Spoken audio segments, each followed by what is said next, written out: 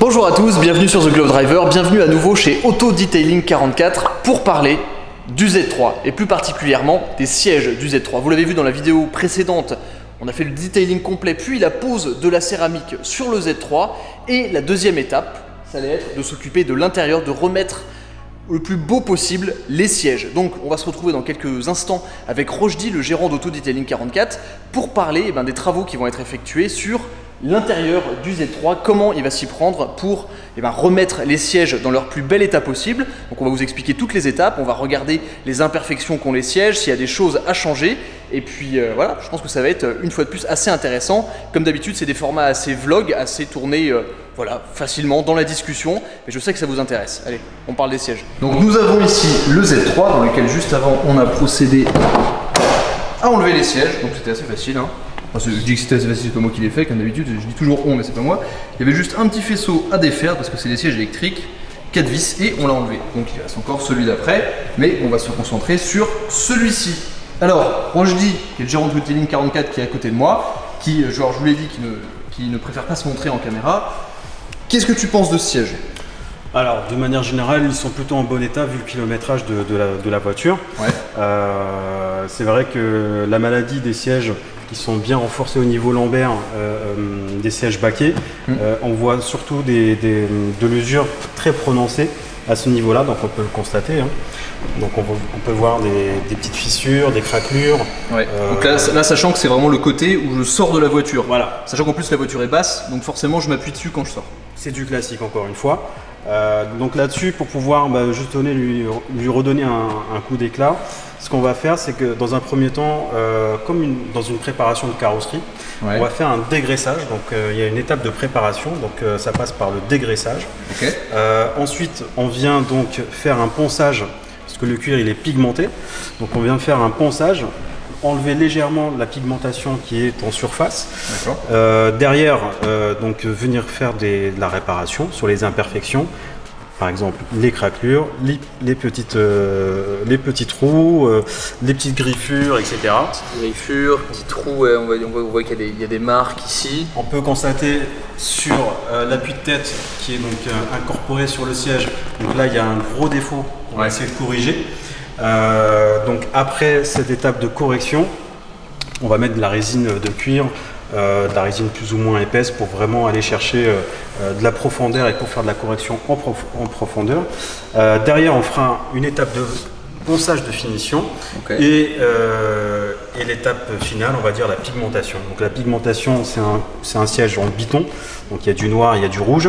Donc on va faire la pigmentation sous forme d'un pistolet, comme chez un carrossier, en plusieurs couches et poser le vernis et le fixateur pour que ça puisse durer encore pas mal d'années. Donc après toutes ces explications théoriques, de toute façon vous allez voir la pratique et à la fin de la vidéo, ça va être le même principe que pour le detailing et la pose de la céramique du Z3.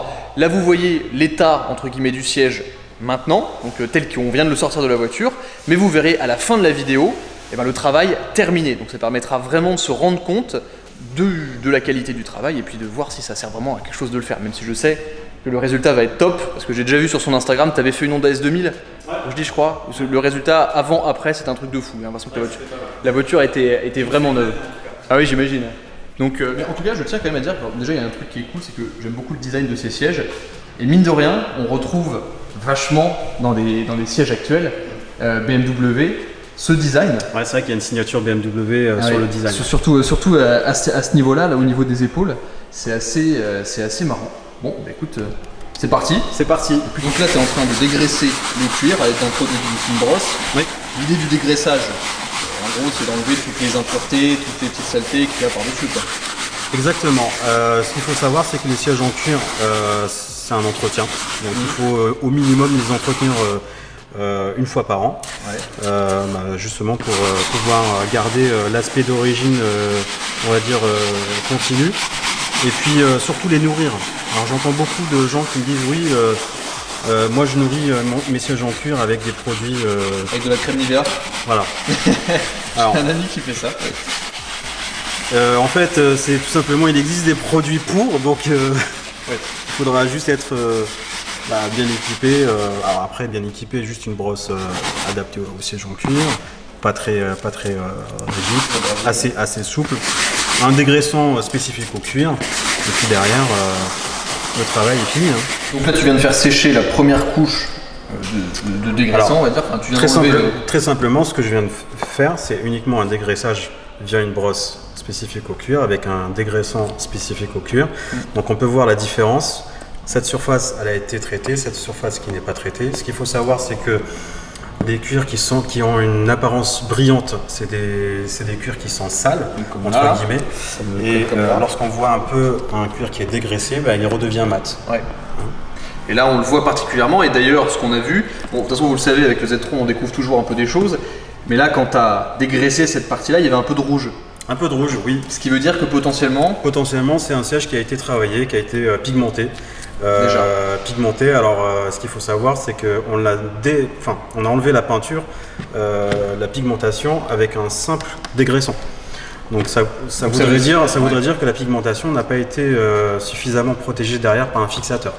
Ouais. Ou alors, peut-être que ça a été fait il y a très longtemps, je sais pas, peut-être que ça a été fait il y a longtemps. Peut-être, ça peut être l'explication. Mais c'est pas très grave. Non. Voilà. Mais on en découvre un peu tout le temps avec ce Z3.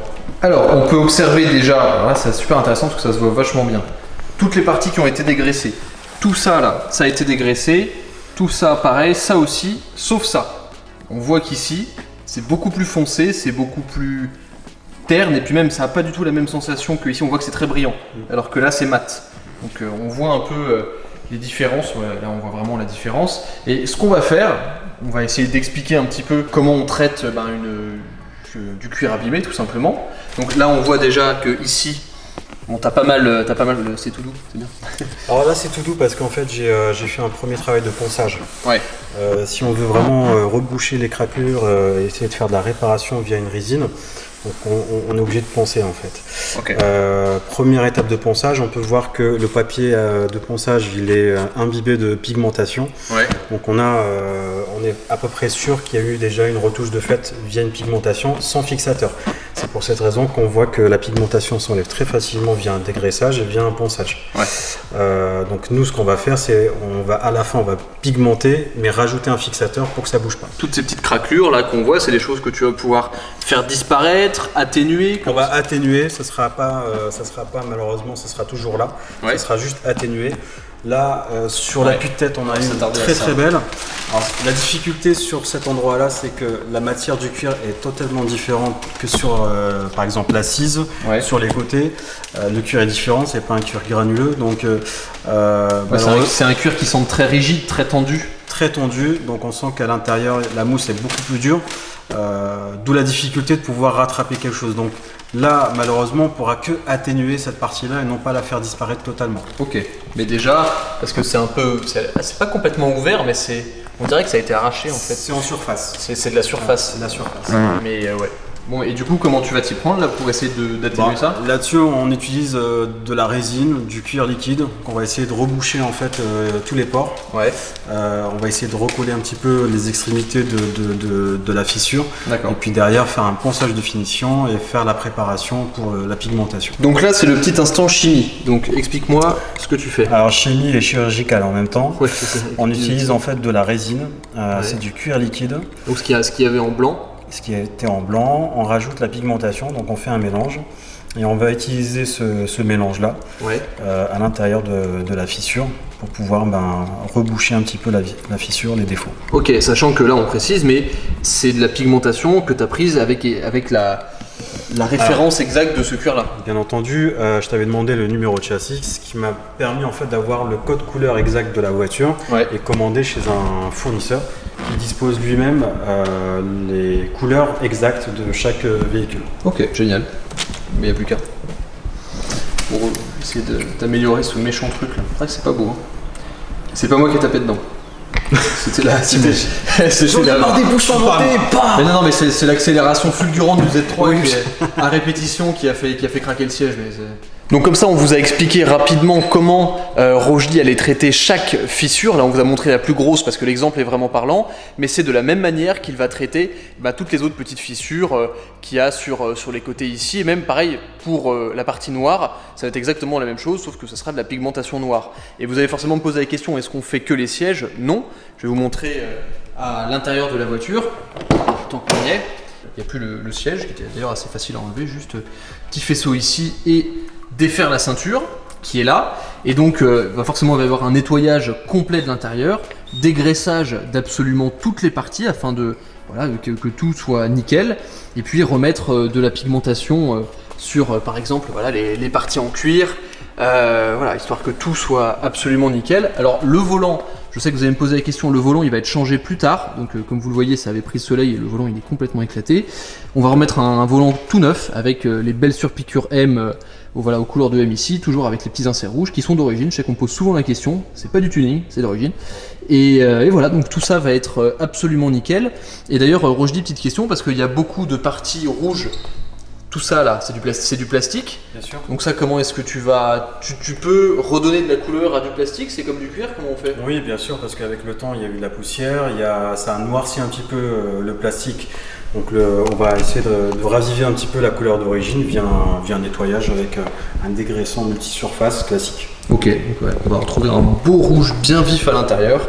Ça va être topissime, et voilà, comme ça, et forcément il y aura le même traitement qu'on vient de vous montrer sur le siège avec toutes les étapes qu'on vient de vous citer. Et d'ailleurs j'en profite, parce que c'est vrai que ça fait longtemps que je ne vous ai pas montré les Z3M, mais il y a plein de détails que j'adore dans cette bagnole. Par exemple ici, comment ça marche, ouais.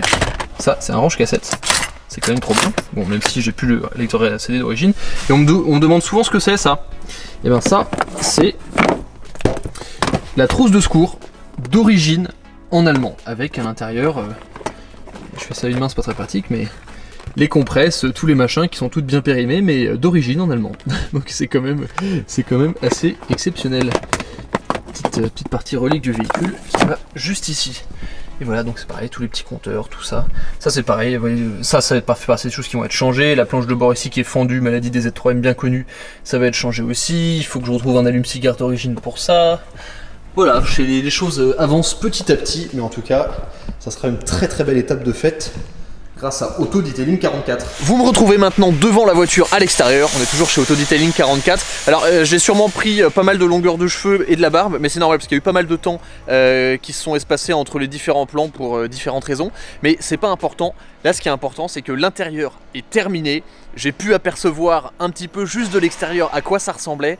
Et je peux vous dire que je vais pas être déçu parce que le résultat est vraiment fantastique. Évidemment, déjà, bon, il y a déjà un truc qui est cool, c'est que la voiture est toute propre. Et ça fait toujours plaisir, ça permet toujours d'observer un peu les formes comme ça avec les reflets. C'est toujours une voiture qui m'éclate, la ligne est toujours géniale. Je sais que je le dis à chaque vidéo, mais c'est toujours un plaisir de voir cette voiture. Et là, maintenant que l'intérieur est absolument nickel, on va pouvoir jeter un coup d'œil là-dedans. Alors, hop, vous voyez déjà le reflet dans la carrosserie, ça c'est cool. Hop là. Et voilà, matez un peu le travail extraordinaire. Alors, la peinture intérieure la couleur intérieure de cette couleur, c'est Kyalami orange. Et c'est Kyalami orange, donc c'est la teinture qu'on va retrouver sur le tableau de bord, sur les sièges, sur la console centrale et bien sûr sur les portes. Et vous pouvez le voir, les sièges sont absolument neufs. Donc vous avez vu toutes les étapes qui ont servi à les remettre dans cet état. Donc d'abord un décontaminage, donc on les a lavés. Enfin je dis on, c'est Rochdi évidemment qui a tout fait, ils ont été lavés. Ensuite il a remis du cuir liquide avec la teinte exacte de ces parties pour faire ressortir encore plus la couleur et puis nourrir les cuirs évidemment. Donc là on peut voir vraiment tout est absolument nickel quoi. Le noir est bien brillant. Ah c'est top, enfin bien brillant d'ailleurs, non, il est mat, ce qui signifie que le cuir est propre. Donc, vous voyez, tout là, c'est absolument nickel. Et on va aller s'intéresser au côté conducteur, parce que je sais pas si vous vous en rappelez, mais c'était là qu'il y avait quand même pas mal de travail à faire. Hop.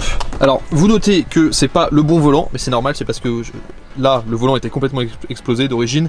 Donc ça c'est juste un volant de remplacement le temps que je reçoive le nouveau avec toute la couronne qui aura été refaite et les surpiqûres. Donc vous occupez pas de ça. C'est un volant que j'ai piqué chez Brez Motorsport qui venait d'une E36 je crois. Et donc ici on peut voir le siège conducteur qui est complètement refait, vous voyez. Il n'y a plus les crevasses, on les voit un tout petit peu mais c'est vraiment minime. Tout est vraiment au top. Et par exemple, vous voyez cette partie là où il y avait vraiment une grosse coupure au milieu, et ben ça a été refait. Alors forcément on peut pas complètement le rattraper parce que la crevasse était vraiment profonde, mais c'est quand même une super évolution. Déjà il n'y a plus de trou au milieu, Et on voit vraiment, je vais me reculer un petit peu.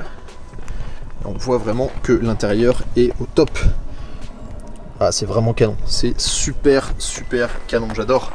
C'est vraiment un intérieur particulier et cet intérieur de couleur, ça donne tellement de charme à la voiture, c'est tellement exotique avec tous ces rappels. Et d'ailleurs, on me le demande souvent, mais oui, cette partie-là qui est orange qui a la mise se reflète un peu dans la vitre lorsqu'il y a du soleil. Mais bon, c'est pas extrêmement gênant. Je suis super content du résultat. Donc je suis vraiment hyper content du résultat et je pense que Raphaël, le propriétaire, va aussi être ravi parce que là, ça donne un dernier coup de jeune à cette voiture. Qu'est-ce qu'il reste à faire? Eh ben, plus grand chose. La peinture des jantes, vous l'avez vu la dernière fois. C'est pas encore ça, le volant à récupérer, il y a une ampoule à l'avant à changer, vous l'avez sûrement vu sur Instagram, la voiture est borgne, il n'y a plus qu'un phare qui fonctionne, mais bon ça c'est pas très grave, c'est un truc minime. À part ça autrement, peut-être l'échappement à remettre un petit peu droit, pour ceux qui le savent, qui l'avaient vu lors d'une précédente vidéo, l'échappement est un petit peu de travers, on va essayer de travailler là-dessus, mais c'est bientôt la fin du projet de ce Z3M coupé, de la restauration de ce Z3M coupé.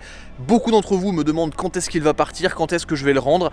Une vidéo va arriver prochainement, je vais aller chez Brez Motorsport la semaine prochaine histoire de terminer 2-3 petits trucs et on va faire une update, une vidéo récapitulative de tous les prix qui ont été engagés sur la restauration de cette voiture, combien de temps je vais le garder, quelle va être la suite, va-t-il y avoir une remplaçante à la TGD mobile? Oui, je vous le dis déjà, il y aura une remplaçante, mais ça c'est pour plus tard. En attendant, un énorme merci à Auto Detailing 44 pour son travail vraiment de qualité et son accueil exceptionnel. Ça me fait toujours plaisir de mettre en avant des gens qui travaillent bien, qui travaillent avec passion. Et là c'est vraiment le cas ici, donc c'est super agréable, un énorme merci à Rochdy. Vous pouvez évidemment, si vous avez un intérieur à faire ou alors même un detailing ou un traitement céramique, le contacter directement, soit sur son Instagram, soit via son site internet, les deux sont dans la description, je vous engage vraiment à le faire, surtout qu'en ce moment, tout le monde est confiné, donc vous n'avez rien de mieux à faire que de faire belle votre voiture. Et ça peut d'ailleurs servir pour plein d'occasions, soit tout simplement pour lui remettre un petit coup de neuf, soit si vous avez envie de la vendre et que vous voulez la remettre nickel, même une voiture qui a pas mal de kilomètres et qui peut paraître assez abîmée, franchement le résultat est top, hein, vous le voyez sur la voiture, elle est brillante au possible. Ouais, elle est magnifique comme ça. Moi, il y a un petit peu de contre-jour, mais elle est trop cool. Donc merci à tous d'avoir regardé la vidéo. Je vous dis à très vite sur The Glove Driver et la prochaine fois que vous verrez le Z3, ça sera chez Brez Motorsport pour terminer 2-3 petits trucs et pour faire une update générale sur ce projet. Allez, ciao!